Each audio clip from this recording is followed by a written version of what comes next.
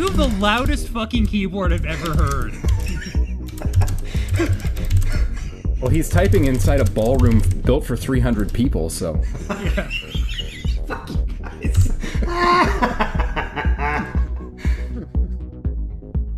Hey, what's up, everybody? Welcome back to Press X the Podcast, where it is episode 25, and it's the week of July the 16th, 2018, the midst of summer, where it's really smoking hot here in the Pacific Northwest. And back joining the cast, once again, the butt of jokes for weeks and weeks and weeks, it's Shawn Petraschuk. You know, don't think I didn't listen. I mean... Well, I know you listened. I'm aware of all the shenanigans that went on in my absence, but you know why I win and you don't? Because you're in... Yeah, go ahead. I'm sitting in my office and I can see the ocean right now. Yeah, you son of a bitch. And not like Burrard Inlet, like real ocean. It just goes on and on to more ocean. Do you have an audience of 300 sitting in front of you with that echo? Yeah, I'll cue them every time I need applause. Hopefully by next week I'll have a box, a little foam box, so I don't sound like I'm coming from like the world's biggest cavern. You could always take the method of our other guest today. That's James Paley, who records from inside his girlfriend's closet. Heyo, and that was one time, goddammit. One time! And you may never live it down, I'm sorry to say. You never should have admitted that. Yeah, but it was funny. So, like, of course I'm gonna say something. Well, then you can't fault us for holding on to that as firepower. Well, I mean, I can. It just makes me an asshole for doing so. And that's something he's fully comfortable with doing. I think we all are. Oh, absolutely. You have to. You have to in this business. Right? Thick skin Shawn... and big asshole. I'll be shocked if that doesn't make it into the title line. Thick skin, big asshole. It's always me. Why does it always have to be me? Shawn, you've been in the business of moving houses lately. I have, yeah, and I'm all settled in. Finally, feels good. Yeah? You can see the ocean? Yeah, I can see the ocean. You know, like say no air conditioning, that kind of blows, especially right now. It's fucking hot. It's really fucking hot. Have you gone to break in your local pub yet? No, but I have broken in the local brewery numerous times. Fantastic. As a matter of fact, tonight I will be pouring from my big old growler right in front of me. What's it called? Jagged Peak IPA from Mount Aerosmith Brewing right here in Parksville. Hot damn. Now there's a call out. Yeah, it's delicious. So everyone, if you're in Parksville, you got to go there. Absolutely, you got to go there. I mean, it's the only brewery in town. Your options are real limited. Let me know when that kickback check comes through, Shawn. We're going to need it for hosting. Well, you know, they're just going to pay me in growlers. So unless you come visit, I mean, I think you're shit out of luck. Damn it. Damn it. Didn't you get paid like a case of Bomber or something too? Like, where was our kickback on that? I haven't collected yet, but I am drinking a Bomber beer right now. It's the Hazy Shade of Summer Dry Hopped Tropicale. You know what they have right now? They have, what do they call it? It's a Snow Angel White IPA, and it's flippin' delicious. It's really, really good. I picked that up the other day. Damn. Gonna have to check that one out. Mm-hmm. Has anyone played any games lately? I'm guessing you haven't, Shawn. Well, I only just, as in like maybe 3 days ago, finally got my TV up and mounted. So I haven't had a chance to play a lot of games, but what I was playing before, and then the first thing that I fired up, surprisingly, is The Division. I'm all in on it for like the third time. I mean, it's just been constant improvements. You know, we've talked many times about how Ubisoft is really good at supporting games as a service these days. and just it's so much improved, and I'm finding new things and more things that I like about it. And kind of, I don't know if it's necessarily prep for the Division 2, just kind of I'm playing it because I still really, really enjoy it. It hasn't gotten stale for me, which is kind of crazy. I mean, I get bored of games quickly, So, did you get your hands on Division 2 at E3, or did you get your hands on anything at E3? I did not get my hands on literally anything. That is an unfortunate reality that I need to learn how to adapt to, that I'm not at E3 to play games anymore, and that kind of sucks. Do you have any pins, though? Can I get some of those pins? Oh, man, so many pins. Actually, yes. I came home with 5 of my own. I came home with the set. Ooh. Yeah. And I mean, I'm trying to juggle right now whether or not I keep them or I off them on eBay and, buy something that's worth $300 to $500. I think the only one I managed to get was the disco grenade, but I think that one's maybe the coolest, so I'm okay with that. Yeah, Boogie Bomb's pretty rad, man. Hey, I mean, the fact that you called it disco grenade shows where your knowledge is in Fortnite, but... Hey, I'll have you know that I've come number 11 in Fortnite in one of the 5 or 6 matches I played. Did you really? Did you hide the whole time? Were you a bush? No, I was not a bush. Yeah, I just found a minigun really early, so that kind of had a good effect on my run. My youngest was extremely proud that he came in 97th today. Ooh. And in his words, I finally killed someone. James, you were going to cut in there. Well, I was just gonna say, if you're gonna sell those fucking pins for something, you could buy with $300 to $500 would be air conditioning for that sexy new office of yours. But I can't. Well, maybe for the office specifically, but we don't have any ductwork, so we can't do like forced air. Which well, sucks. no, but you'll just have to like decrease the value of your home with some ugly ass in the window unit so you don't literally melt. Bitch, you seen pictures of my house? Why would I do that? My house is so pretty. Yeah. It's a really beautiful, finely crafted, high-quality oven. Yeah, exactly. Without air conditioning. That's fair. An oven designed for the comfort of human beings. That's a very fair assessment. Doesn't one of your 7 or 8 boats have AC, though? Well, 3 of them do. Yeah. But I mean, I'd have to take 2 minutes to walk down to the beach to where my boats are moored. I mean, it's a lot of work. You could always fire up the Bentley and take that instead. Sure. Yeah. Actually, I think what I'm going to do is I'm going to have my butler. I bummed my knee out earlier this week, so I think I'm going to have my butler carry me to the boat, and then maybe we'll continue the podcast from there once I've settled in. Is that cool with everybody? Yeah, that sounds great. Yeah. I approve of this plan if it's an unbroken line of communication with you where we can hear the butler like in the background grunting as he lifts and carries you in his arms to your fucking dock. God knows I'm not light, so there would be a significant amount of grunting and groaning. Now, did you keep Maurice, or did you fire his ass when you moved? Oh no, that guy, he's a bit of a freak show. He's afraid of boats, so he wouldn't come over on the ferry, so we had to say goodbye. Fuck Maurice. I think maybe we've possibly played this joke as far as it's going to go. So I think James and I have both been playing the shit out of Octopath Traveler. Correct. Scronix's Octo game, if you will.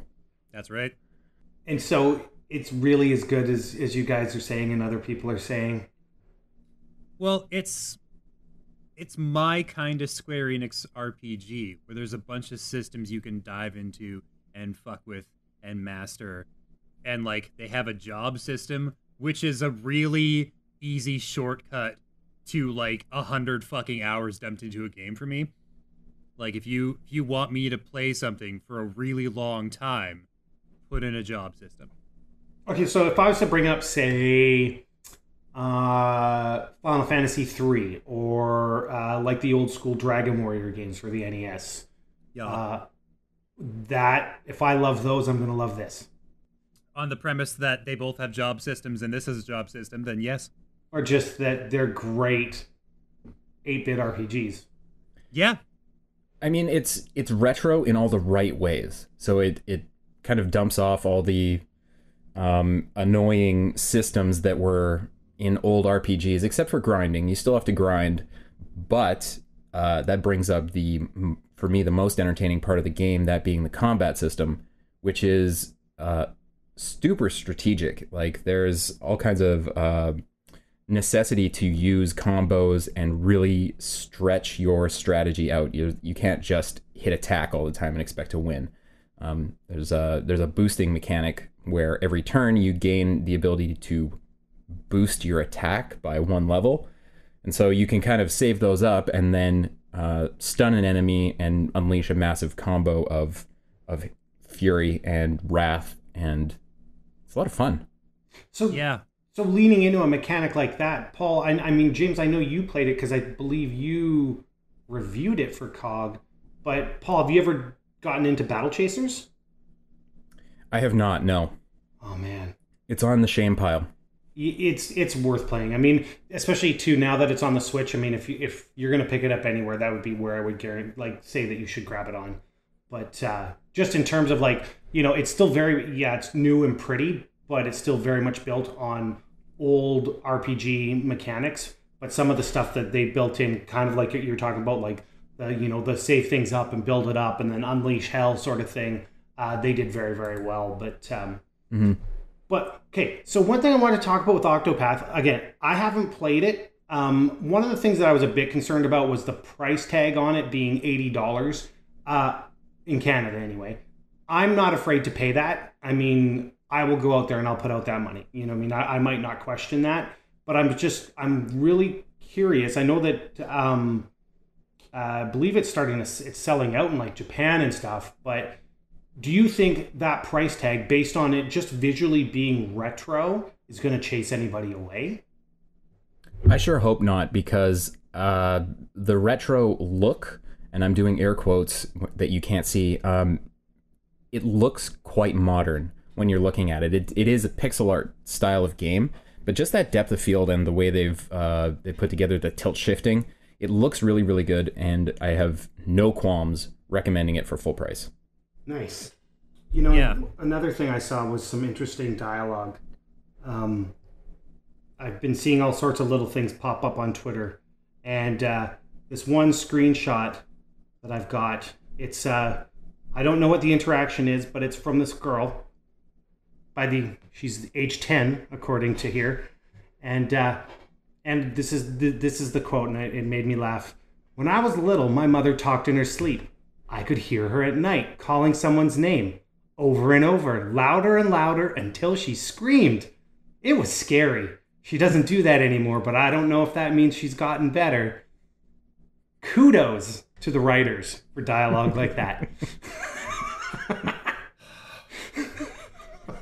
I saw that and I howled. That's great. For me, that's just far enough below the line where kids aren't going to get it whatsoever, but the parents will find it hilarious. It's like watching a Pixar movie. You know what I mean? Where like there's those jokes that are definite nods to mom and dad because they're like, ugh, I'm here watching this with my kid. Kids have no idea, and they're wondering why mom and dad are like, covering their mouths and trying not to laugh. Yeah, that's pretty clever. That's pretty clever. I'm sure there's way more than just that. I've seen a few that I don't remember, but that one kind of stuck out to me, so I made sure that I grabbed the screenshot on that one. Yeah, it's pretty special. As I say, I think next week I might be able to have some input on that because I'm pretty sure I'm going to grab it. Yeah, and plenty of other stuff falling into our laps day after day. I just got a review code for Dead Cells on Switch, which I'll be diving into, but can't talk about for a good couple of weeks here. Who was doing the review? I'm going to think it was Alex Thomas, because if I remember right, he was jumping up and down and whatnot for Mother Gunship. Yes. Yeah. That one I know that Evolve is repping that one. I'm not on it. But everything that I've seen, everything that everybody is saying, I believe review scores are actually out. I'm not 100%. But everybody seems to be loving the shit out of that too, and that comes out I think tomorrow. Sweet. Yeah, it looks like a lot of the combo stuff that you could get into is pretty bananas.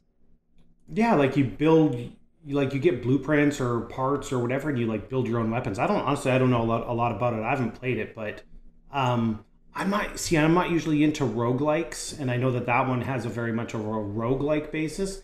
Mm-hmm. But then everybody who's played it, even if they're not really into roguelikes, are saying this is a game that really gets it right. So I'm looking forward to diving in because I'm sure I'm going to end up with a code from work. I'll definitely jump into it.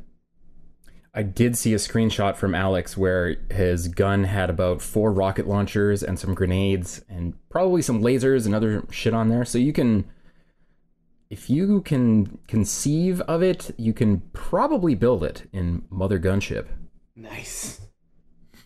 So yeah, wow. We sure didn't play that many games this week, guys. We got to do better. Well, hey, to be fair, we are in the, what do they call it? Is it the dregs of summer? Is dregs a word?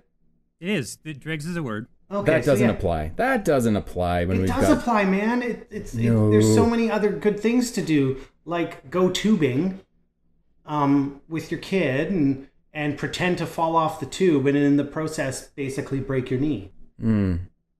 That's way more fun than video games. You know, I bet it is. I bet it is more fun than video games. I bet right when you hit the water, you were thinking, boy, oh boy, what a great time I'm having. When the second I hit the water, in my head, I was just like I was so angry at myself because I was in no position to bail, but my kid wanted me to bail so bad that I'm like, all right, I'm going to do this. I'm going to do this for him, and he's going to laugh, and I'm going to be dad of the fucking year. And the second my foot hit the water, I felt the pop. And it wasn't like, it was basically like a sideways pop. So if you know anything about the kneecap, it was my meniscus tearing, which, so I've got a knee brace on. It's not bad enough that I need to get any sort of surgery or anything, but lots of ice, lots of rest, and 6 to 8 weeks to heal up, they say. So, yeah. Dedication of being a dad. Well, your Dad of the Year pin is in the mail, courtesy of your friends at Press X the Podcast. Can I sell that for $500? You could try to sell it for whatever you want. I'm not sure how many people will be in a buying mood. For Dad of the Year? Yeah. I could go along with Dad of the Year mugs, Dad of the Year ties, everything that comes out around Father's Day. Yeah, that stuff. I also see Sonic Mania Plus coming out this week. I feel like you played that, James. I sure did. Played the heck out of it. Did you like it? Is it still Sonic Mania? Yeah, it was pretty dope. It doesn't feel like quite enough content for a full game release, but the nice thing about that is if you already have Sonic Mania, it's like $5 to get the upgrade. And then it's still pretty dang cheap if you don't own any of it. You just want to get the whole package. It was like $30 American.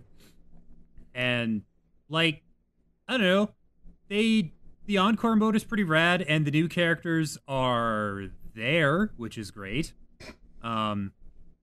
I don't know, man. I didn't really get into the squirrel, and the armadillo accidentally got me killed a bunch of times because he has this fucking down smash thing that it's really, really easy to activate, and it's like uninterruptible until you like hit something, and sometimes that something is the bottomless void of the fucking stage or whatever. And that's not a good time. But it did really make me appreciate the characters that I had already had before. Like, I love Tails even more now, and Knuckles even more now, because Encore mode gave me more chances to use them, and I was like, holy shit, how come I wasn't using these guys the entire time? What kind of crazy person am I? So it was pretty valuable in that respect. So, as somebody who thinks about Sonic and goes, am I someone who's gonna like Sonic Mania? Yeah, well, I mean, if you didn't if you don't enjoy the old games, then there's nothing there for you. I mean, they're fine. Yeah, going fast is fun, but you know. Yeah. Like, I mean, if you're kind of like on the fence or feeling mad about it, then like I don't know, try and catch it on sale. I think original Sonic Mania got cheaper, so. Okay. But like, yeah, but like I sort of like I didn't play those games when I was a kid, and I kind of fell in love with them as an adult because there was this whole like weird internet culture surrounding Sonic, and it got me really curious as to what the old games are actually like, and I really wanted to like learn to like the games, and I did somehow. So I basically converted to old school Sonic right when Mania came out. The timing was basically perfect. I think I'm with you, Paul, though. Like, I've always been meh with Sonic. Like, I've played them and I haven't necessarily hated them, but I've had no desire to play them or continue playing them. Mm-hmm. Yeah, don't know what it is. I guess I never got on board with it when I was a kid. So when Sonic first came out, I was never a Sega kid. So yeah, that might be the problem. If somebody wanted to, say, maybe check out your review of Sonic Mania Plus or Scronix's Octo game, where could they find those reviews, James?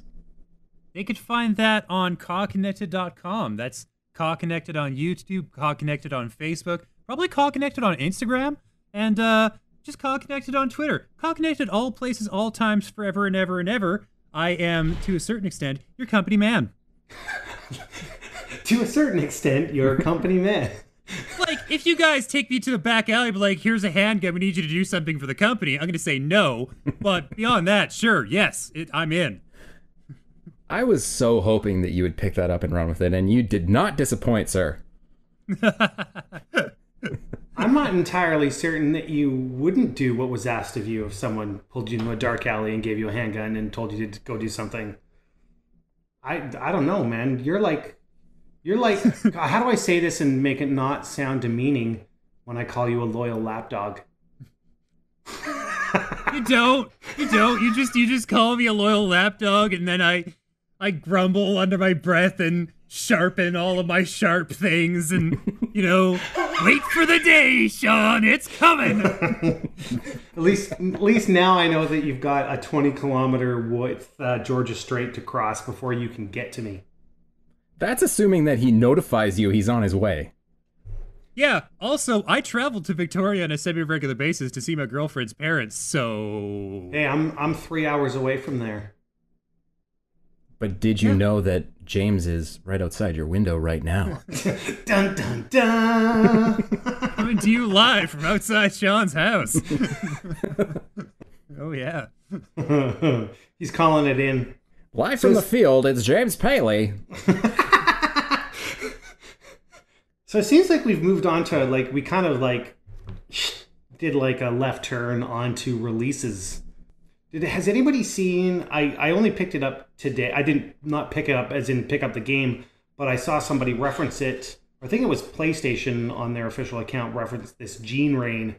And I don't know if it's going to be good or not. It seems like a real kind of budgety sci-fi shooter, but they were touting it though. You know what I mean? Like, I always find that, like, if they're giving it that extra little bit of promotion, maybe there's something to it, but I haven't heard a damn thing about it until literally today, and it's out tomorrow.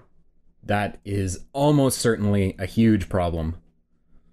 Well, just almost certainly a game that we're probably not supposed to care about, but... Sure looks a lot like Gears of War. It's way more futuristic, it seems. Yeah, I mean, just the angle of the character when he's hiding behind a pipe thing, and it's kind of brown and gray, and there are guns. Well, it is a shooter. There are guns. Say it ain't so. Oh, maybe. Man. I was so close at that very moment to singing. You almost got me singing, Paul. I was going to break into Weezer, but I stopped myself. I mean, I might break into Africa at some point, though. Okay. In tribute to the worst cover of Africa ever made. Who did the worst cover of Africa ever? Have you not heard the Weezer cover of Africa? Have you heard about that whole thing came about? I haven't. No. I want to. I want to really bad. Okay, so it's real quick, but basically there was a Twitter account that was completely devoted to Weezer do a cover of Africa by Toto. That was the Twitter account. And this thing has been around for a year, maybe even longer, like year and a half or whatever. And it had like a huge following, like a massive, massive following. And that's all the Twitter account was about. It would constantly call on Weezer to do a cover of Africa. And so about, I don't know, maybe 2.5 to 3 months ago, give or take, one single new track shows up on Spotify and everything else from Weezer. And it was the world's biggest fucking troll because they did a cover from Toto, but it was Rosanna. And people fucking lost their mind. They're like, what the fuck? And I'm like, if any band is going to do this, it's going to be Weezer.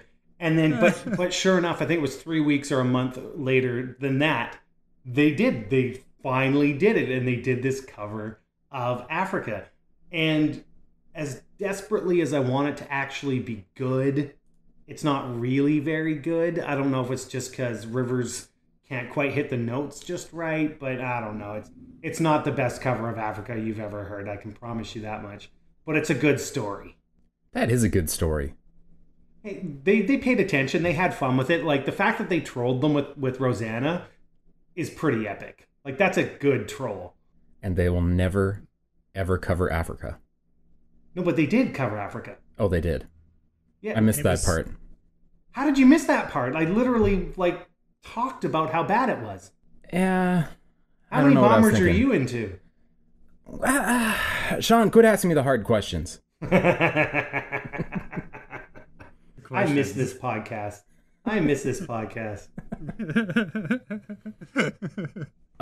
Is there anything else on this release list worth talking about? Pool Panic, man. I want to fucking play that so bad. I want to play Right? Pool Panic. I'm supposed to review it. I'm waiting patiently for the code. One day, dear God, I will play Pool Panic. It will be hilarious. It looks so goofy and over the top, and how they basically, I mean, for years and years and years, a pool video game, you're like, fuck off. Nobody wants to play pool as a video game. Stop it. And nobody did. Nobody wants that garbage. But this is all goofy animated. The balls are alive, and I don't know. I mean, I think it's Adult Swim that's doing this, and if anybody's going to get it right, it's probably going to be them. But it seems, just stupid, goofy, out there for a laugh. But more, I mean, it's simple pool mechanics. All you're doing is hitting a ball, but more than just a simple pool game. Yeah, it looks cartoony and ridiculous, and I want it in my life. And I want it in my life. Yeah. On the topic of things that no one was really asking for, there's apparently a new Tempest game. Tempest 4000.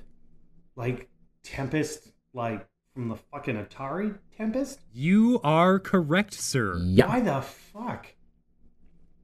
Well, This is right up there with the announcement of a new fucking, what is it, Intellivision or ColecoVision from fucking Tommy Tallarico? Fuck you. No one wants this shit. If I want to play fucking Tempest, I'll play it on a goddamn Atari. Quit giving me shovelware of old games that no one asked for. But this is a new game that no one asked for. Oh, Yeah. okay. Yeah, basically, this started getting traction right around the same time that the Atari VCS was publicly noisily shitting the bed because that one interview went public where it was the guy was the interviewer was asking the Atari rep basic questions about the functionality of the system and what was in it and what it did, and the guy was just constantly throwing his hands in the air and getting more and more panicked and yeah, and basically right around the time that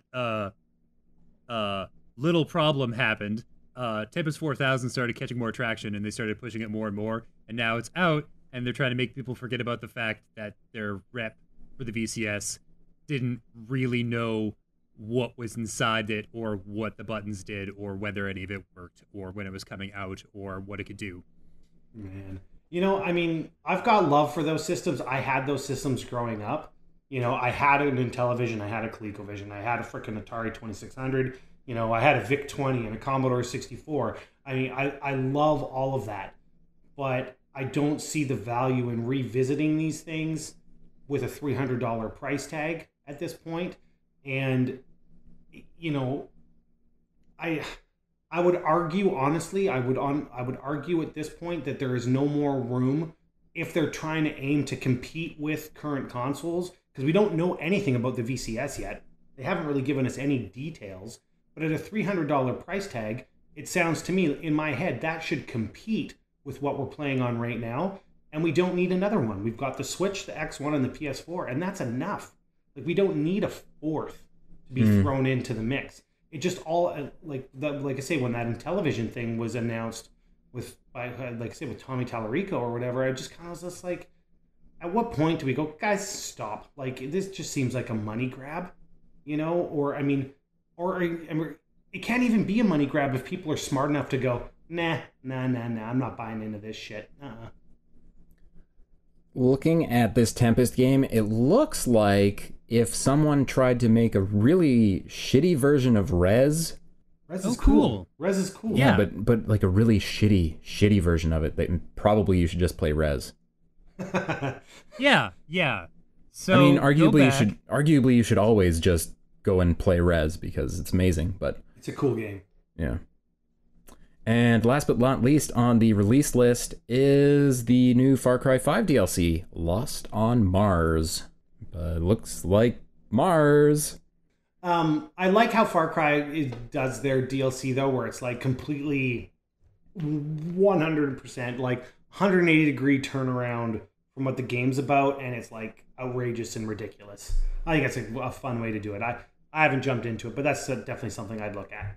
I, for one, am excited to get my ass to Mars. Heck yeah. Yeah, why don't we talk about the news? The news? Yes. Okay, let's do that. I love how you're filling in on all Trevor's parts. It'll be like he never left. but like in a way that makes you like long for the original and to just be a sort of like pale imitation.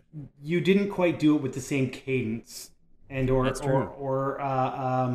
song-like nature that Trevor really puts his all into it, and you just kind of copycatted it at like a B level. The news. Ooh. Trevor's gonna. What's this with James trying to take my job? That warble, it was incredible. So, right off the top, Nathan Fillion is doing the thing that we all hoped he would and playing Nathan Drake in an Uncharted fan film. Oh, God, and it's so fucking good. Why didn't they just make the movie? You know, literally, Twitter has been blowing up all day about this because people are like, so they're calling out Sony directly, like, Sony, give us what we want. This movie needs to happen. Like, he's the man. He's perfect. I mean, of course he is. The you know, for a 15 odd minute, just under 15 minute fan film, I mean, you know that they don't have the world's biggest budget. You almost kind of wonder Nathan Fillion's comments was like something along the lines of to the guy that made it, like, thanks for allowing us to scratch the itch we've all had and da-da-da-da. But I mean, is it also like just a subtle fucking poke in the eye to Sony going, make this goddamn movie? I mean, if I was Sony, I would look at this and go, maybe we should just do the thing. Oh. Well, isn't that basically what Ryan Reynolds did with that tiny little, like, super brief, like, Deadpool short that he put together? Yes, it is. Exactly, and now he's got 2 fucking movies. Yeah. Right? Like, they did the one scene with when Nathan was on the ground, and the way that the camera, like, he stood up and the camera panned around to behind him and he kind of wiped himself off, and it was like shot for shot from the games, right? Like when you pop into a level, he popped up and the camera spun around, and then there was even like a first person like shooter scene, and just it was all the things that we've asked for in 14 and a half short minutes, and it wasn't enough. It wasn't enough at all. And I'm like, I I just want it so bad. Yep, I would watch the shit out of a full 90 minutes, because that's how long a movie should be, of Nathan Fillion being Nathan Drake. They're both named Nathan. Come on now. Okay, but if I remember right, there is an Uncharted movie in the works, but it's Tom Holland as like a young Nathan Drake. Is that not what's going on? Is that what it is today? No, that's what it's been for a while. I mean, because I remember Really? people. Yeah, because I remember people kind of bitching about Tom Holland, and I'm like, okay, so he's a little. I'll give you that he's a little too fresh-faced, I guess. But after seeing what he pulled off with Peter Parker and Spider-Man, and the smartassery, and you need to have a certain ability to pull those types of lines off, right? I mean, we're talking about guys like you say, like Ryan Reynolds, like Nathan Fillion, two good Canadian kids, right? But you need to have an ability to pull off that quick wit type humor. And I believe Tom Holland has shown us that he can do it. I think it's just everybody was expecting, I don't want to see him at 18. I want to see Nathan Drake doing what Nathan Drake does, unless it's a setup for a series of movies. But in the same breath, considering how long we've waited for one fucking movie to happen, Nathan Fillion will be fucking dead before they get to a goddamn sequel anyway. I think that when I stopped following the Uncharted film saga was when they said it would be Mark Wahlberg. Have you ever seen... Fuck that. Have you ever that seen... guy. No, see, that's not fair. That's not fair. He's great in The Departed.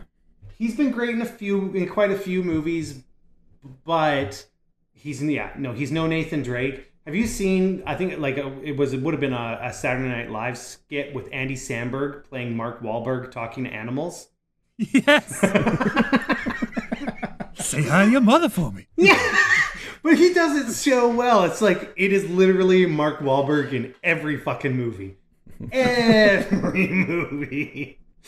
I think honestly, if we're being honest, there's only one thing that's basically given us all like this deep-seated inside hatred for Mark Wahlberg, and that's his involvement in the Transformer movies, because those fuck with my childhood in the worst fucking way, and they're garbage. So I'm not gonna let that ruin Mark Wahlberg for me, as much as it probably should. He should know better. Speaking of games that maybe have movies coming, isn't there a Gears of War movie they're making? Did they cast Batista? Because they should. Yeah, they really should. He's fucking perfect. Yeah, he could do a good Marcus Phoenix. I feel like some of the times when developers make these games with these cinematic type game experiences, they have these actors in mind when they're putting them together. Like, oh, he'd be kind of like a Batista type, and they don't say it explicitly, and it's not like, upfront or anything, but you see this and you're like, oh yeah, they might have had somebody who exists in the real world in mind when they wrote this. But was Batista on the scene even? Was he in the WWE when Gears came out? Have I been that out of the WWE for that long? I mean, he probably looked like that when he was 9 years old, so he has been on the scene for a while. See, okay, but here's the thing with Batista. I've seen him in a few different movies, and he never came across to me as a good actor. He came across to me as like a hilariously bad actor, and that's why he fit Drax so well, because his delivery was so awkward and weird, and it suited the character. And I'm like, I remember having a chat with my wife about it. I'm like, way to make a bad actor look fucking brilliant by making him the world's most awkward character. And so that bad acting translated to being good. But does that make him a bad actor, or does that make him an amazing actor? Well, no, because I've seen him in other things where he's a genuinely bad fucking actor. Well, he was pretty good in Blade Runner. Yeah, he was fucking awesome in Blade Runner. Yeah, so that's the thing. So there's improvement coming along, right? I mean, there's just a certain gruffness you need to be able to play Marcus Phoenix. Like, you need to be a badass. Mm. He's a badass, though. I mean, who are we kidding? Dude could fucking pile drive me into fucking next century. He's a badass. Well, sure he could. Yeah, well, I mean, thanks for the vote of confidence, Paul. Well, yeah. Especially with that knee. Granddad fell off the boat and busted up his knee. Now he's getting pile driven through the mat by Batista. God knows I wouldn't be able to run away. To take this even farther off the rails of the news, have either of you watched Glow? Fuck yeah, I've watched Glow. It's so good. It's fucking great. Okay. Yeah, it's fantastic. But I'm guilty of, like, when I was 10 years old, I would stay up late on Saturday nights to watch the original Glow, and they also had a show after it. I think it was called Roller Wars, but don't quote me, where it was like this, like, over-the-top roller derby thing. So that was like my midnight to 2 a.m. on Saturdays when my parents would let me stay up, you know, like when they're getting drunk with all my aunts and uncles and they didn't care. Bad parenting 101. So I kind of have an affinity for Glow anyway. But I never watched the original. And that's what I was going to say. So, like, even if you didn't watch it, it's still really good. Yeah, it's really, really well done. Especially if you have any kind of interest in old pro wrestling, you know, when the characters were so over the top and ridiculous, or you like Mark Maron, it's so good. It's really good. Mark Maron is gold in this show. He's such an asshole. I love it. But he's good. So, like, I'm assuming you're on to season 2 then. Yep. Yeah, I watched both seasons. Yeah. I'm only a few episodes into season 2, but it's a genuinely good show. And I mean, I do see people talk about it, but it does, for the most part, feel like it's kind of under the radar. Like, not a lot of people are digging on it. Yeah, it is well worth your time. So if it's in your Netflix list anywhere, just bump that baby up to the top. It is so worth the time. Absolutely. I agree. Cool. I mean, I don't really have time to watch fucking television because I'm constantly, like, playing the games. But, yeah, no, I'll squeeze it in. You know, Glow would be amazing as you're grinding levels in Octopath. Yeah. Yeah. So the reason I brought up Gears of War was that they revealed a exciting, menacing new enemy in Gears of War 5/Gears 5, because there's no more war, the Warden. And that little thing they showed off on Twitter looked pretty fucking rad. Yeah, like, that's right out of a horror movie. I mean, we obviously don't know much about it at this point. I am of the hope, after playing 4, there was so much going on in 4. And I'm not talking about the story or anything. I'm literally talking about, like, the behind-the-scenes type gameplay mechanics, cards, and all sorts of just bullshit. I really hope that they kind of bring it back to basics and just make it a fucking game about shooting things. You know what I mean? Yeah. And yeah, I mean, it threw me off of 4 right away when you go in there and it's just like, oh, and you're unlocked this, and, like, you know, like, you're opening card bullshit, and I'm just like, this is not what I need out of a video game. It's too much.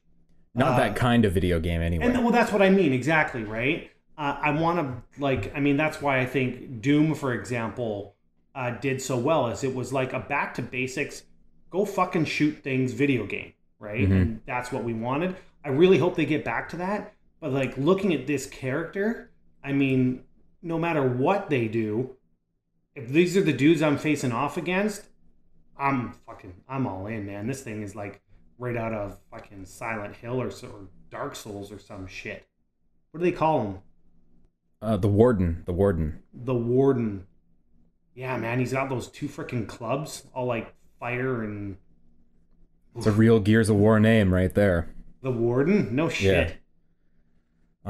Speaking of things that should be scary, how about that Aliens Colonial Marines goof, where the devs misspelled tether, meaning the xenomorphs had no AI? Yeah, that's fucking priceless. That's good. Incredible. I love that it took them 5 years, and they were not even the ones that fucking caught it. Some modder or some fan was like, oh, hey, I wonder what happens when I change this one tiny line of code to a word that exists in the English language. Okay, but all right. I'm gonna really come at this from the side of being a developer, because the internet is really blown up over this, and some of the commentary has been downright awful. I'm always been a proponent of supporting developers and basically letting the people know who complain and bitch and moan constantly about why don't you just do this and why don't you just do that. It's so easy, right? It's really fucking hard to make a video game. And yes, it was literally one letter, and god damn it, they should have caught it. But have you ever, like, as an example, have you ever read a sentence or seen where, like, you read a sentence and you read it over and over and over and over, and people are like, you don't see what's wrong with that sentence. And suddenly you'll realize that it says the 2 times in a row, and you completely gloss over it. You know what I mean? It's the tricks of the human mind. And I don't want to make excuses for lazy development, but I don't think that's what this is. It's just, I'm glad it got caught in a sense now, but I don't agree with the way people have been going, like the commentary of lazy fucking developers not doing their fucking jobs, and you can't throw any one person under the bus for this. This is just a fact of development. They didn't have enough money. They didn't have enough time. So, they finished the AI and they typed out tether and they spelled it wrong and nobody caught it and nobody QA'd it. So, whose fault is that? It's Fox Interactive.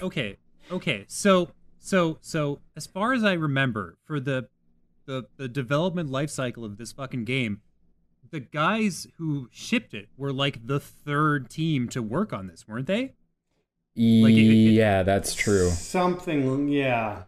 So for all we know, it was the first fucking team that developed the AI, and then they get sacked or drop it or whatever. And then 2 teams later, they're trying to figure out why it's running like fetid garbage. And then they don't know because they're not going to pour through every single line of fucking code.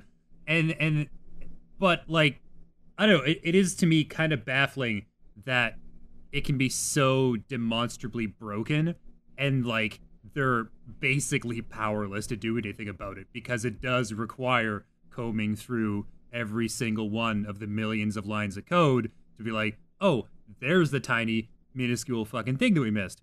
And at least you said it though too, millions of lines of code. It's not like, oh, let's just read over these simple few pages of code we have here. It's millions of lines of code. And I mean, okay, they fixed the AI on one specific thing, but I mean, there was also a lot more wrong with that game, period. It's not like this game is suddenly fixed because of that. Yeah, no. Pretty much. But it does sound like the AI for the xenomorphs is actually pretty cool when it's fixed, so that might have turned the tides on the game a little bit. I think it was, running about a 50 or something on Metacritic. But, if that pushed it to a 55 or a 60 overall, that would have made a big difference in the eyes of the developers and the pockets of the publisher. Maybe people wouldn't have lost their jobs, because I'm sure they did in this case. Okay, so this was caught, by some guy who has way too much time on his hands combing through. I mean, why somebody in 2018 is still plugging through code for a game that no one gives a fuck about? I mean, that guy needs a girlfriend. Let's just start there. Why the fuck are you even doing this? But the fact that he found it, do you think at this point, obviously at this point, the developers are made aware of this? Do they push a patch for consoles? And they're like, well, shit. And they throw it out there. Do they not almost have to at this point, even if nobody's actually playing the game? I don't know if they would. You think they just walk away and they're like, yeah, well. I mean, I think if I'm them, I'm pretty happy that one guy is taking the time to try to make my game that didn't come out too well because of budgets, because of timing, trying to make it good, and has been doing, looks like, a pretty reasonable job. The shined up version of Aliens Colonial Marines looks kind of cool. Hey, well, you never know. Maybe this is one of those situations where a guy gets a job out of it. Although, Yeah. Well, I mean, like, you want to be the QA. Like, basically, that's like that's high level QA. So they're like, okay, you did a real good job with that. We have these millions and millions of pages of code we need you to look through. Fuck. yeah. Plus, who would even hire him? Like, because like, does that team even like still exist in any form? Like, would it just be the publisher being like, oh, well, I mean, we'll stick you somewhere, I guess. Well, I could see a company like a Bethesda whose games are hilariously broken all the time because, you know, it's impossible to QA that much code going, you know, maybe this guy could lead a team of 5 QA devs or something and maybe make Fallout 76 or whatever else they're coming out with, Elder Scrolls 6, less broken when it comes out. But isn't that the charm of a Bethesda game? Of course it's the charm of it, but if they could have fewer true game-breaking, your save is now corrupt type bugs, that would probably be something they're interested in. God, am I glad I never came across that in Skyrim. No game broken bullshit. I would have been devastated. Like, literally devastated. I mean, wouldn't have stopped me from playing, like, just starting a new file. It would have sucked, though. Oh, man. But before starting a new game, you would have powerbombed Todd Howard through the mat. Yeah. Well, playing originally on Xbox, I got every single damn achievement with one character. I did all of it. Like, I didn't run different characters for different friggin' guilds or anything. I just did it all. Like, I would have been devastated if I had lost a save and been like, oh, your game's corrupt, fuck you.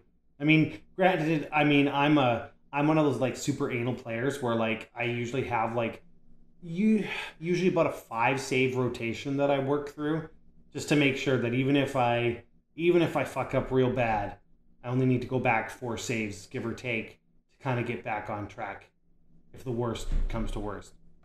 Yeah, I'm not that precise. I feel like nothing's really gone really wrong with any of those games like that where I haven't gotten super cautious.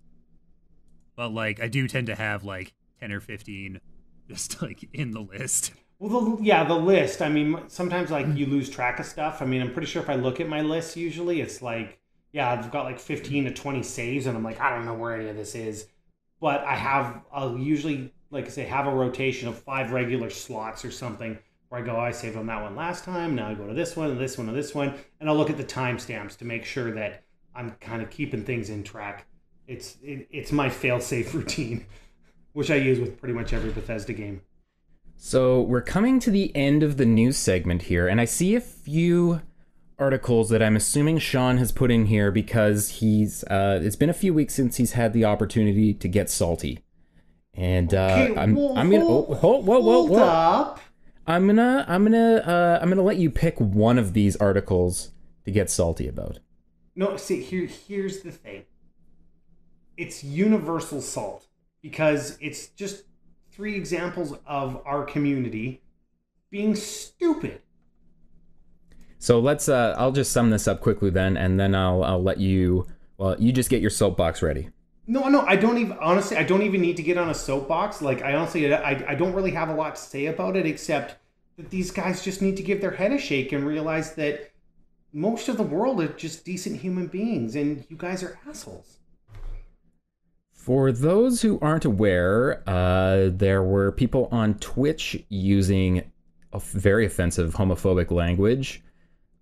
People on Rainbow Six Siege using very, very offensive racial language. And people on YouTube are getting strikes against their videos for promoting other streaming services, which of course they fucking are. And that's just it. Like, these guys on Twitch, Mo specifically using the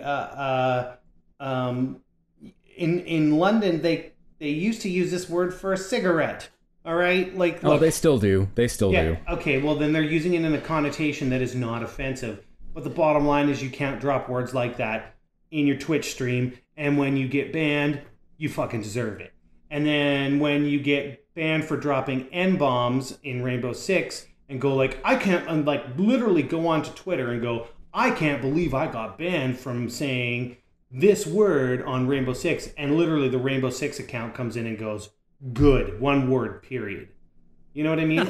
Like, I love that official accounts are getting in on this, but, you know, like, there's a little bit of a bounce back from people on these sorts of things going, oh, you know, what's freedom of speech? Like, freedom of speech protects you from the fucking government to being able to say this, that, and the other thing. Hate speech is not protected, you dumb shits. Stop being assholes.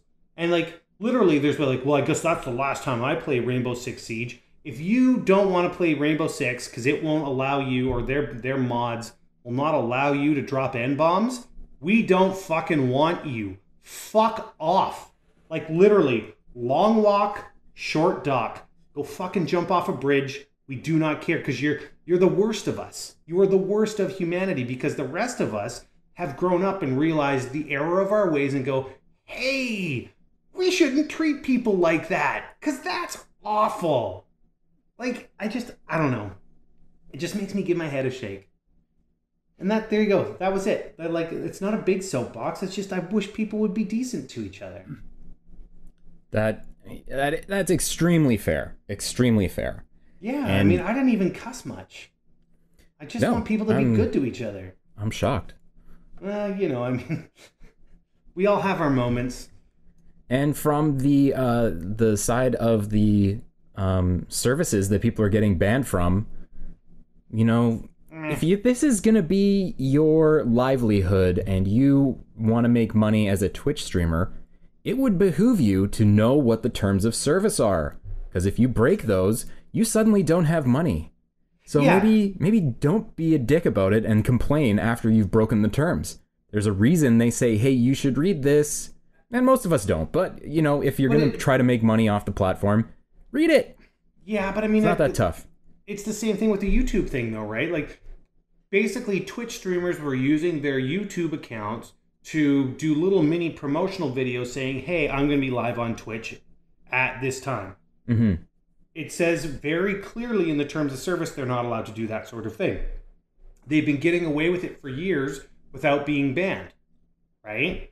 So finally, YouTube comes around and goes, you know, and this isn't an argument about whether or not YouTube should or should not be doing that sort of thing. This is literally the fact that it's their goddamn platform. They're allowed to do what they want. So this isn't about whether you agree with that or not. They are allowed to do what they want with their own platform.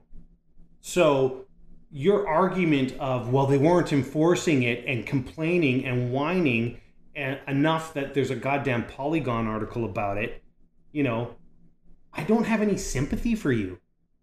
You looked at the rules and you said, I'm not going to follow those because it doesn't benefit me. And then you got caught, and then you got a strike or a ban or wherever you were without warning. You had a warning. It was called the terms of service that you fucking violated. So move on and quit bitching about it. Like, it's just like the culpability, or just owning your own shit.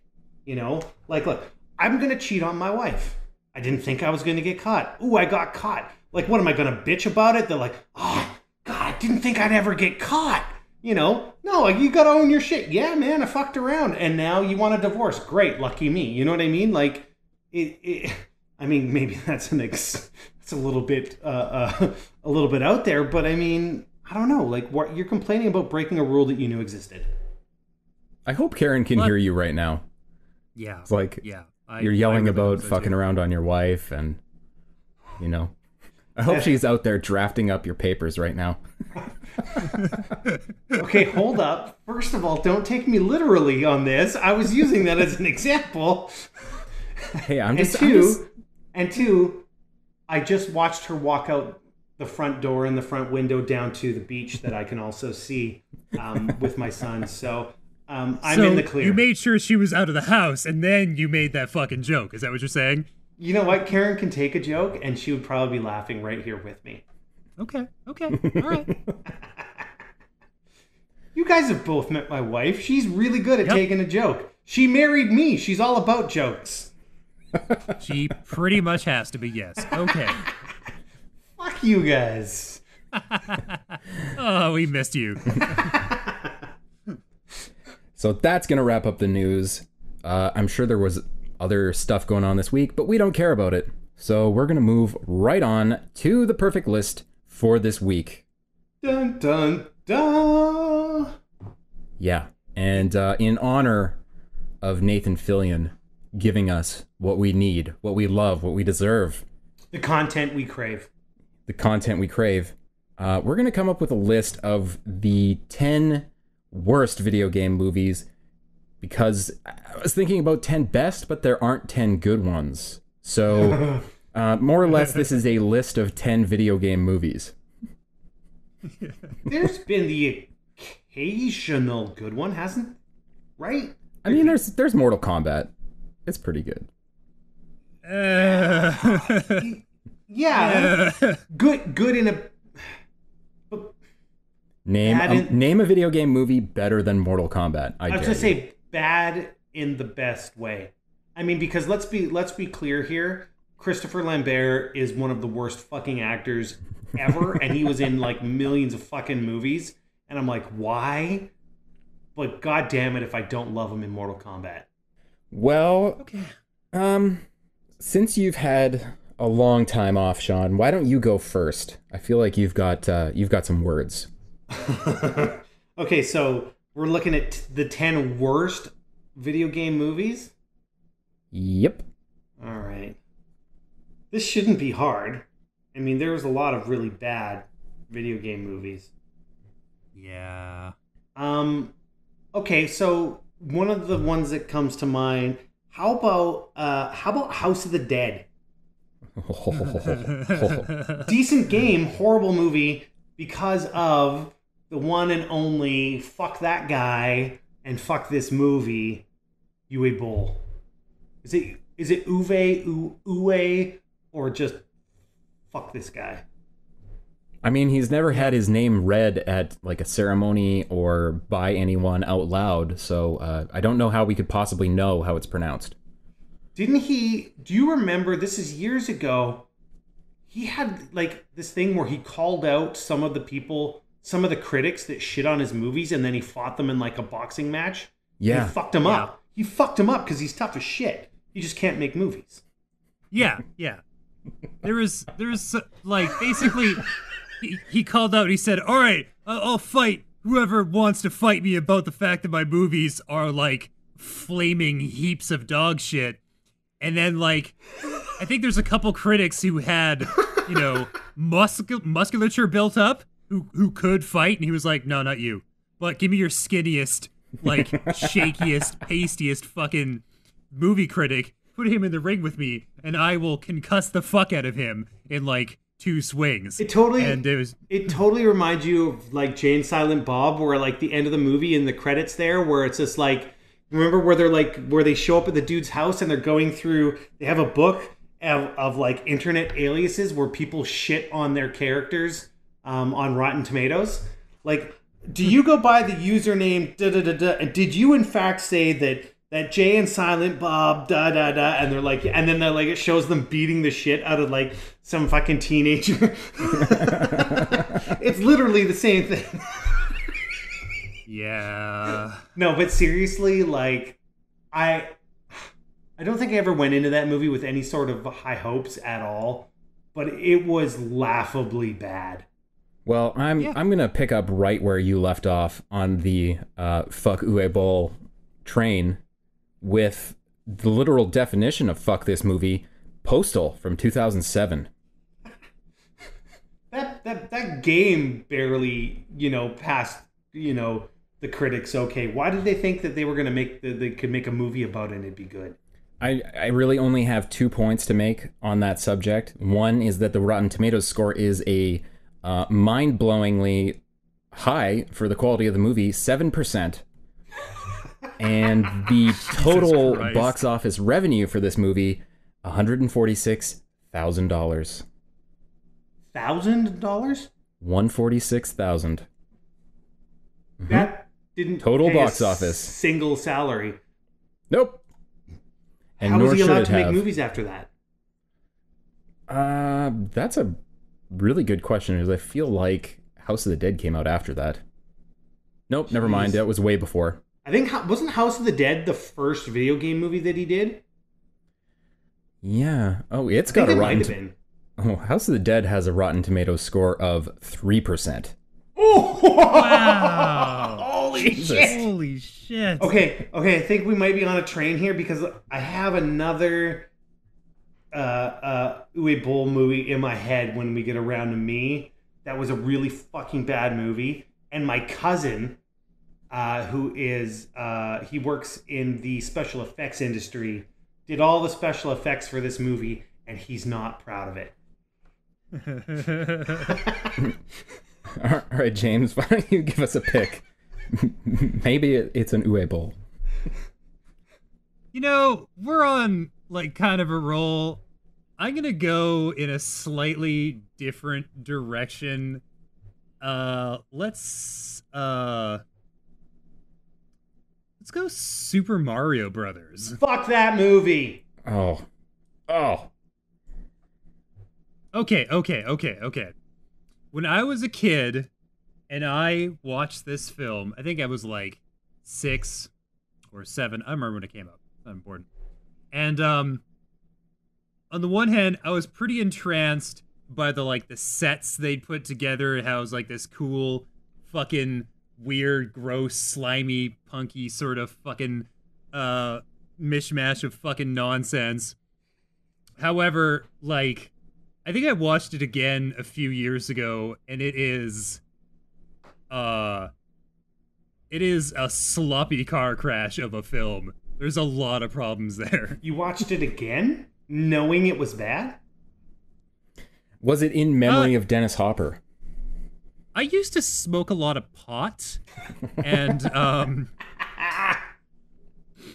these things made more sense when you're seeing them through a, like, foggy haze of fucking THC smoke. You know what I mean? Like, but, like,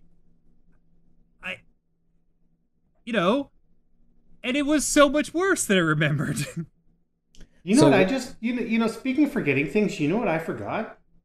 I forgot Dennis Hopper was dead. Yeah. That was like a long time ago, 2010. Yeah. Wow.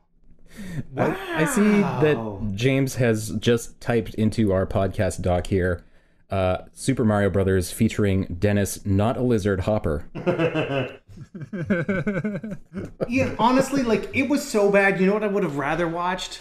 Was the Super Mario Brothers Super Show, which was also really fucking bad. Oh, come on. It had Captain Lou. It did have Captain Lou Albano. That's right. I fucking made a bunch of the COG crew watch a bunch of episodes of that when we were in LA. It was one of the nights after E3, and I threw that shit up on the television screen, and I made a bunch of us watch it, and it was such a fucking train wreck. It was amazing. And were they all like, you don't get to come back to E3? Not out loud. They'll make the decision behind closed doors.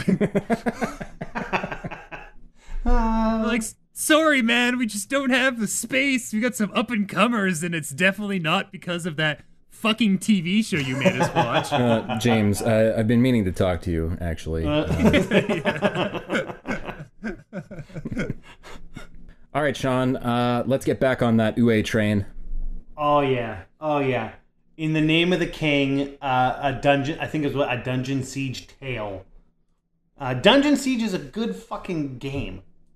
The original Dungeon Siege. I played the shit out of it. But that movie, I think it was Jason Statham that was in it, was a steaming hot fucking pile of burning garbage. Fuck that movie. Yeah, that's the one. In the Name of the King, a Dungeon Siege Tale. Fuck that movie. Wow. No, I mean, you would honestly think that, like, when you bring in, like, okay, look, like, Jason Statham shouldn't be winning any Oscars, but he's not that bad. You've seen him in enough movies where you're like, yeah, the guy can kind of act. He's not horrible, but everything about this movie just screams that, like, literally, like Uwe was like, you know, an actor would deliver a line and they did it perfectly well and perfectly serviceable, and Uwe would be yelling at them again, but worse, because it's so fucking unbelievably horrible in every delivery, All of it. It's bad. It's a bad fucking movie, and you shouldn't watch it. Fun fact, with a budget of $60 million, the box office take was $13 million. So less than a quarter of what they paid to make that film was what they made back. Okay. So we've talked about 3 of this dipshit's movies. Like, okay, look, if Uwe still wants to fucking fight somebody who says his movies are shit, I will beat the fuck out of this fucking guy. Because how, when you've made 3 fucking movies that cost 10 times as more as what they made, how are you still making movies? Whose fucking dick did you suck to make sure that you could make another movie? 9. He's made 10, 11, at least 12 goddamn fucking video game adaptation films. And okay, so could this, like, if we'd had the time to research this shit, could it just been 10 Uwe Boll movies that suck balls? There's 2 sequels to In the Name of the King. What?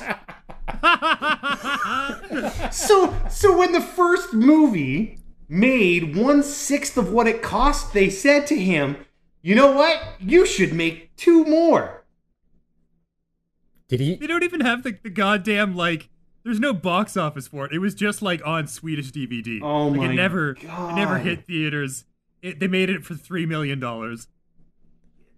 Jesus Good fucking God. Christ. I mean, like, honestly, like, I don't understand how that man made a career in that business.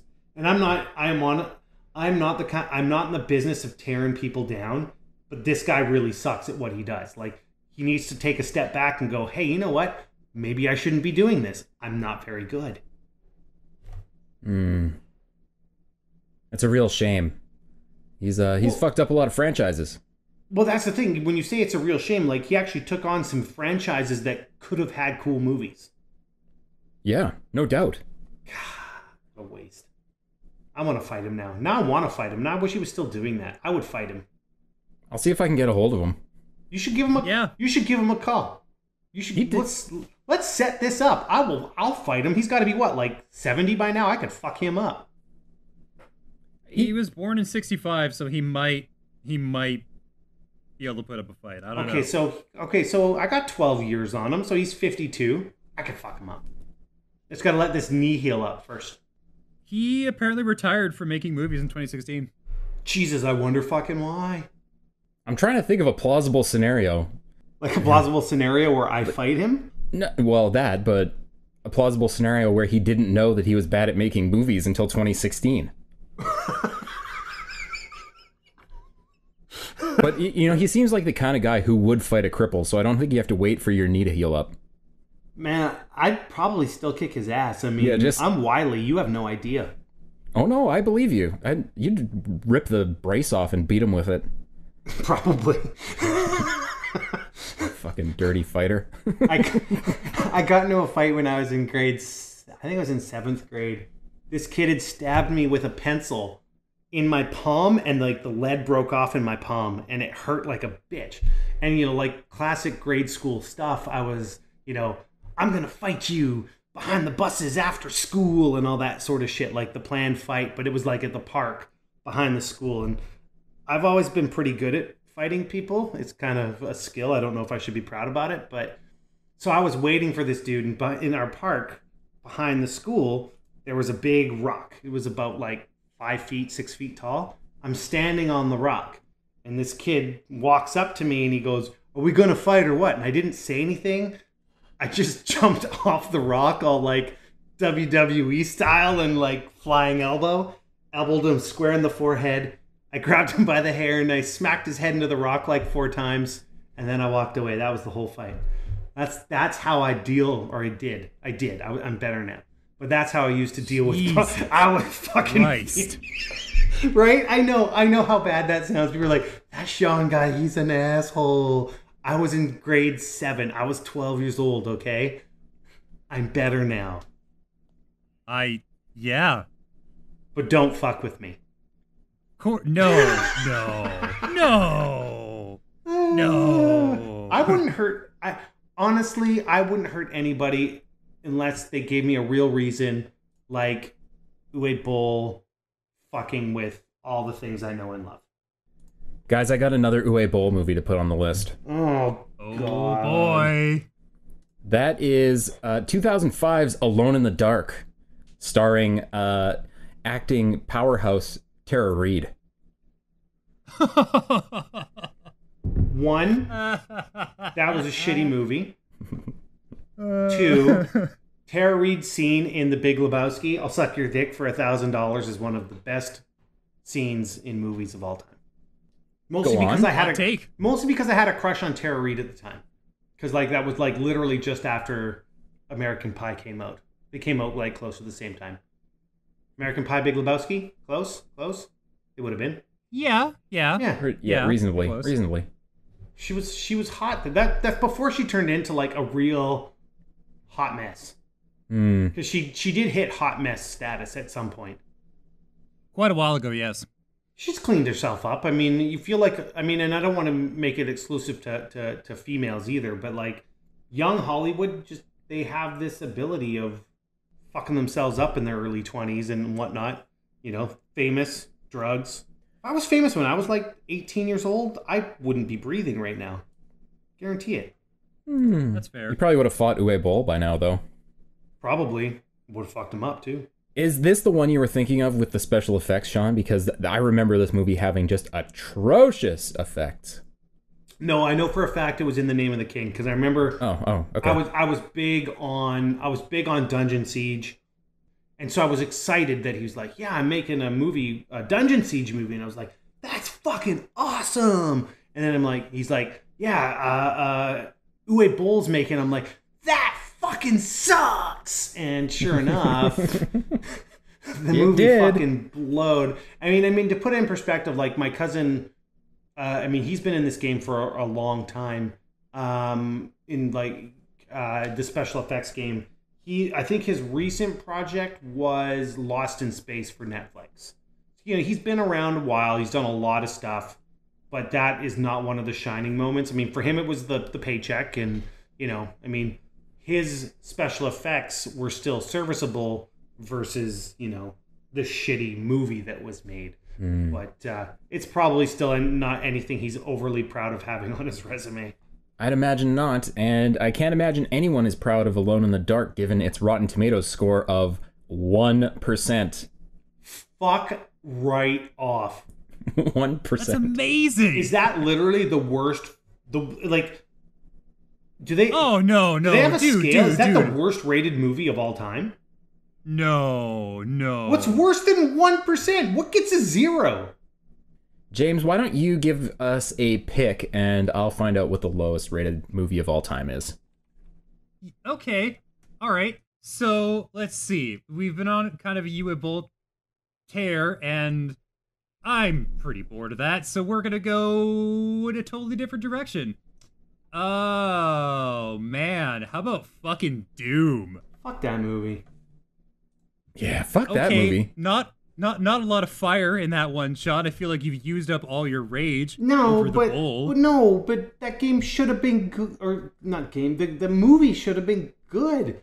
It's got Dwayne fucking Johnson. That man makes shitty movies good because he's good at what he does, and he couldn't even save that movie. Doesn't he drop the people's elbow on a demon in that movie? He was still all in on the wrestling. Yeah, he was The Rock still at that point. He was still The Rock. Like was he not in the credits as The Rock? Did they use his proper name even? I think at that point he was still like, when people talked about him in the press, he was like, "It's Dwayne The Rock Johnson." Like, it was just like, just in case you didn't know, it's Dwayne, not The Rock, but basically it's The Rock. But yeah, like, I think it was pretty early days. It wasn't exactly the first film he did where he had that moniker, but like, it was pretty far back. I do kind of want to actually check that movie out again, because I remember it being like hilariously bad, like B-movie bad, because they have that fucking first-person shooter sequence at the end, which is, oh my god, so amazingly terrible. It's so awful. And I mean, it almost makes you like I don't know. I mean, I'm so glad that he pulled out of that and still continued on making movies, because some of the movies he's been in are like, I mean, they're not Oscar winners by any stretch of the imagination, but they're great movies. Walking Tall is a good movie. What's the one with him and Sean William Scott? I know he's in my favorite Michael Bay film. Oh, come on. I can't believe I'm forgetting it. The Rundown. The Rundown is a great fucking movie. Okay. I love that movie. And your favorite Michael Bay movie is? Pain and Gain. Pain and fucking Gain with The Rock and I think it's like Mark Wahlberg. It's Mark Wahlberg who y'all were like shitting on earlier, I'm just gonna say. Yeah, but it's so good. He's so good. They're both so good in that film. It's easily my favorite Michael Bay movie. It's fucking hilarious. I've given that a skip every single time I've ever thought about watching it because of Michael Bay and Transformers. It's so good. Is it Pain and Gain? Okay, put it on the list. It's hilarious. Isn't it like, it's not like the true story? Like obviously, like it's been Hollywooded, but it's based on a true story, is it not? Yeah, it's loosely based on a true story of these bodybuilders who like start robbing banks, and like, it's just like there's such hilarious cartoon character types, and like, I've realized that Michael Bay is at his best when he's not even attempting to take himself seriously. And like, also you take away a lot of his like special effects power. So like, when he's not leaning too heavily on CGI and he's just making like stereotypical character interactions, it's fucking gold. I mean, not like a good film, but a hilarious film. All right. I think the thing with Michael Bay, before we before we move on, the thing with Michael Bay that's like really fucking annoying though is like, I'm cool with all the bombastic, over the top bullshit. Like whatever, that's fine. But when you start a scene and it's like high noon and the sun is shining, and then in movie time it's literally all of like 10 seconds later and suddenly it's pitch black outside, it means that you're not aware of what's supposed to be going on in making movies and you're a fucking idiot. And he did that in Transformers. And I literally could not believe it was a car chase scene. And in one scene, boom, they turn a corner and the sun is shining. You're like, oh, it's a beautiful day. And then literally the next shot, the moon is out and it's pitch black night. And I'm like, really? What have they been like chasing each other for the past 7 hours? What's going on? So yeah, fuck that guy.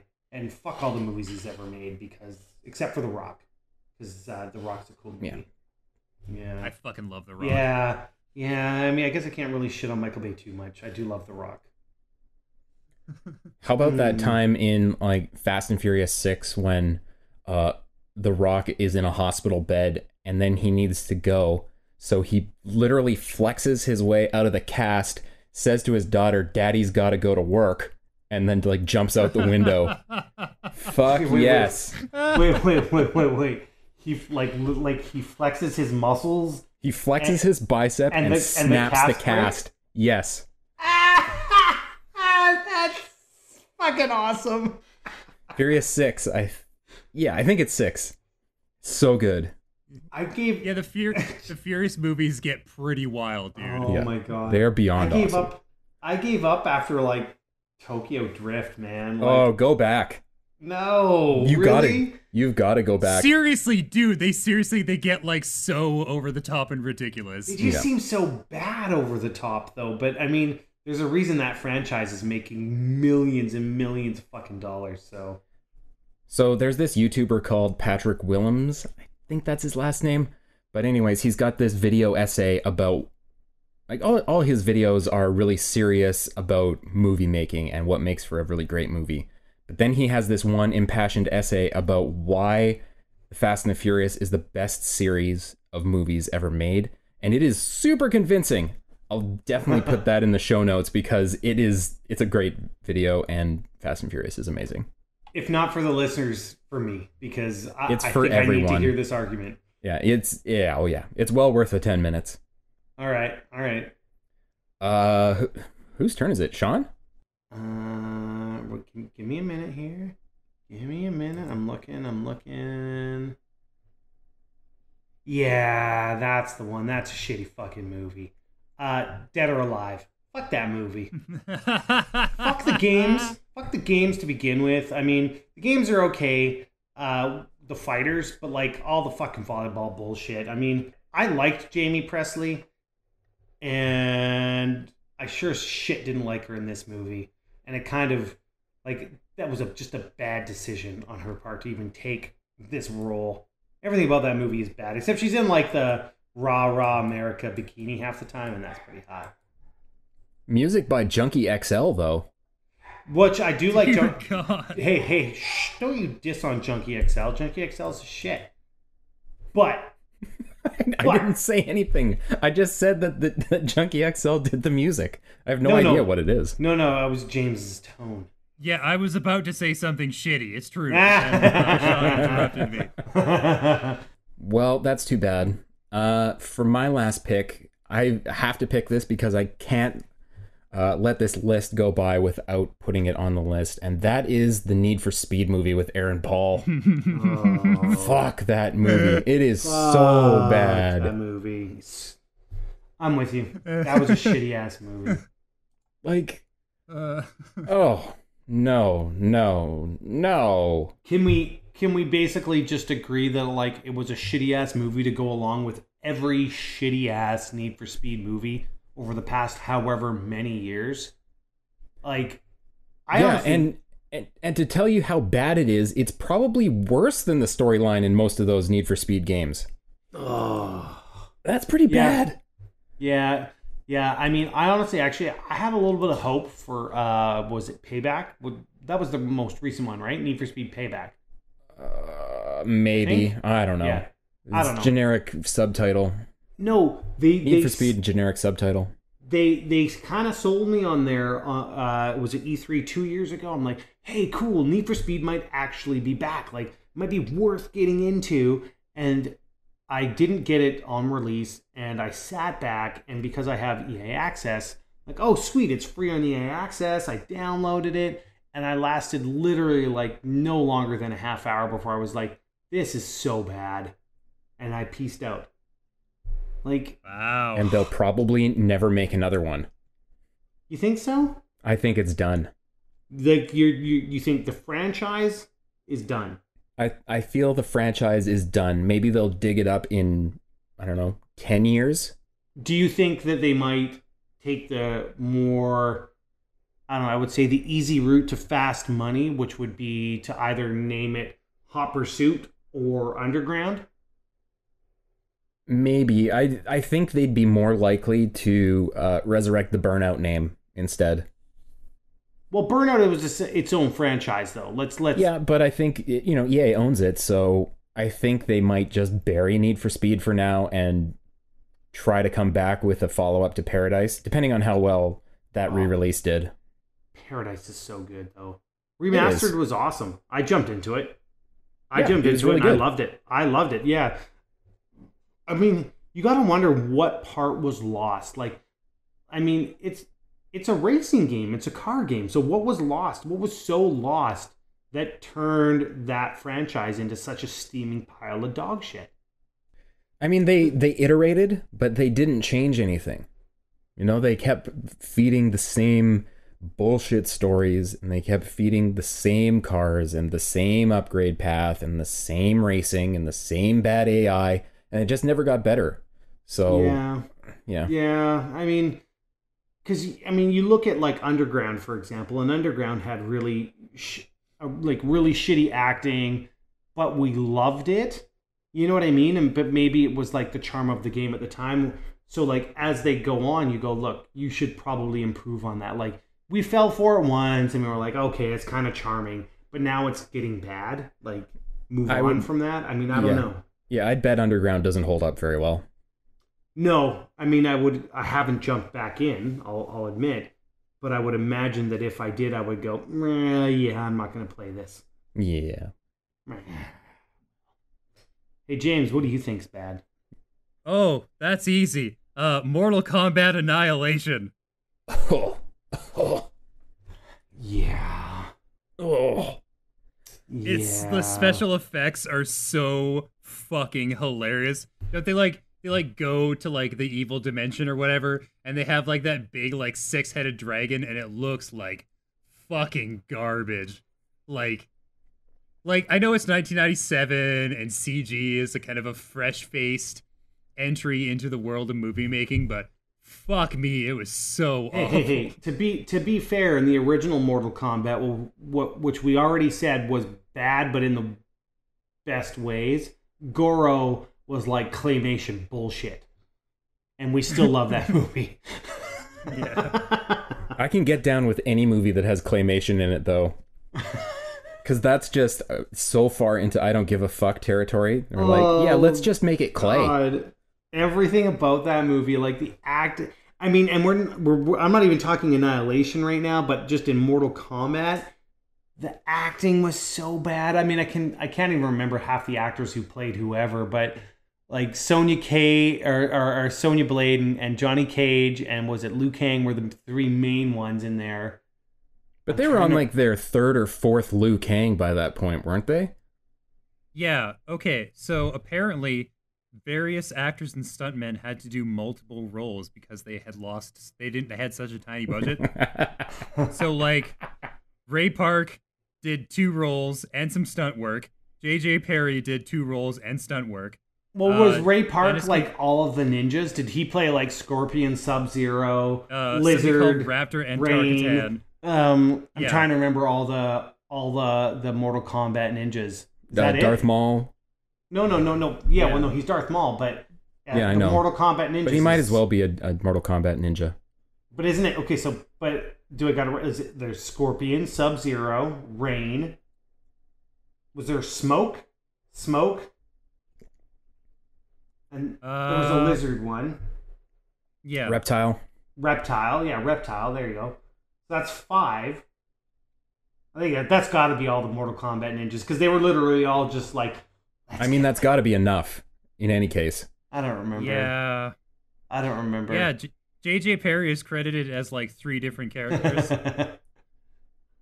And then like Ray Park has 2 different roles, and yeah, a couple of people are only in it as archive footage. So, oh my god! did either of you guys ever watch? It wasn't a movie. It was like they call it a TV series, but I'm pretty sure it started as a web series. Mortal Kombat Legacy. Maybe. It's really good. It's really good. I mean, if I remember correctly, it started as more of like a fan-based type thing, like similar to like we were talking about with the Nathan Fillion thing. But it had like some decently well-known actors, and I'm going to use that term like a little bit loosely. But it had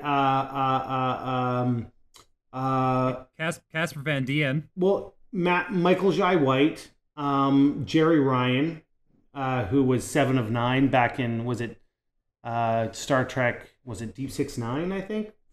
I can't remember. I'm not much of a Trekkie. Did you just say Deep 6 9? Wasn't that the name of it? I don't remember. Deep Space 9. Yeah, that's the one I meant. Dear God, dude. Deep 6.